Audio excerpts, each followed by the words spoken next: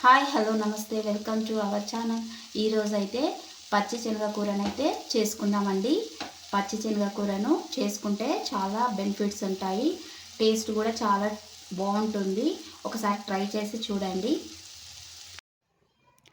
శనగ కూరనైతే మంచిగా లేతగా ఉన్న ఆకులను తీసుకోవాలండి. ఏమీ లేకుండా చూసుకొని పక్కకు లేతగా ఉన్న ఆకులను తీసేసుకొని తెంపి పెట్టేసుకొని శుభ్రంగా సన్నగా తరుక్కొని పెట్టుకుందామండి పక్కకి. కట్ చేసుకున్న శనగ కూరని ఒక గిన్నెలో వేసుకొని వాటర్ పోసుకొని శుభ్రంగా కడిగేసి పక్కన పెట్టేసుకుందామండి. పెసరపప్పును నానబెట్టుకుందామండి.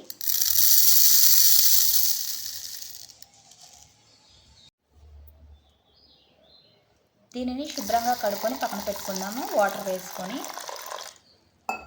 2 ఉల్లిపాయలు, ఒక వెల్లుల్లిగడ్డ,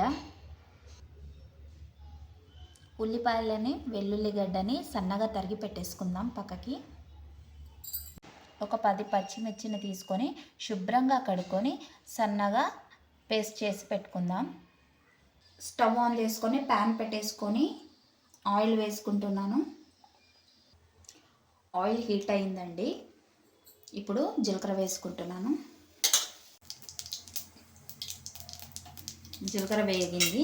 ఇప్పుడు వెల్లుల్లిపాయలను వేసుకుంటున్నాను.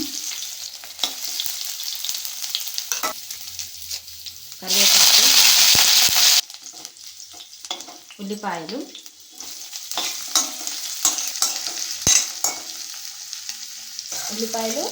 వెల్లుల్లి దూరగా వేయించుకోవాలండి. 1 టీ స్పూన్ పసుపు వేసుకున్నాక కొద్దిగా కలుపుకోవాలండి. ఇప్పుడు ఉల్లిపాయ ముక్కలు వేగాయండి. దీంట్లోకి కట్ చేసి పెట్టుకొని శుభ్రంగా కడుక్కున్న శనగ కూరని అయితే వేసుకుందాం. పచ్చి శనగ కూర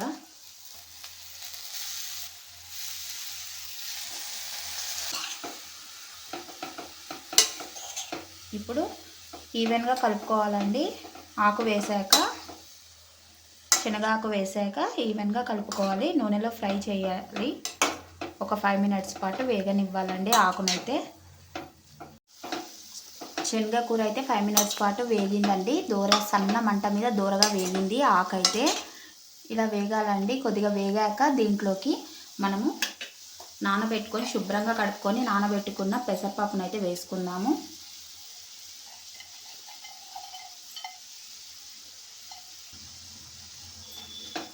పెసరపప్పు వేసాక ఈవెన్గా కలుపుకోవాలండి. ఇలా కలుపుకున్నాక ఒక 5 మినిట్స్ పాటు లిడ్ అయితే పెట్టేసుకుందాము. మినిట్స్ అయ్యింది కదా, లిడ్ తీసేసుకుంటున్నాను. ఓకే, నీరంతా ఎగిరిపోయిందండి. పప్పు కూడా ఆల్మోస్ట్ 50% ఉడికింది ఆకుతో పాటు. ఇప్పుడు పచ్చగా చేసి పెట్టుకున్న పచ్చిమిర్చి పేస్ట్ని వేసుకుంటున్నాను.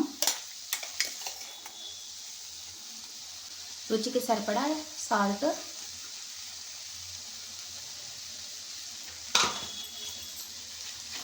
ఇప్పుడు ఈవెన్గా కలుపుకోవాలని ఉప్పు కారం వేసాక.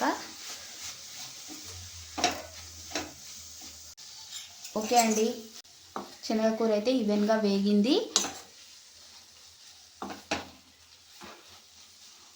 కర్రీ అయితే రెడీ అయ్యిందండి.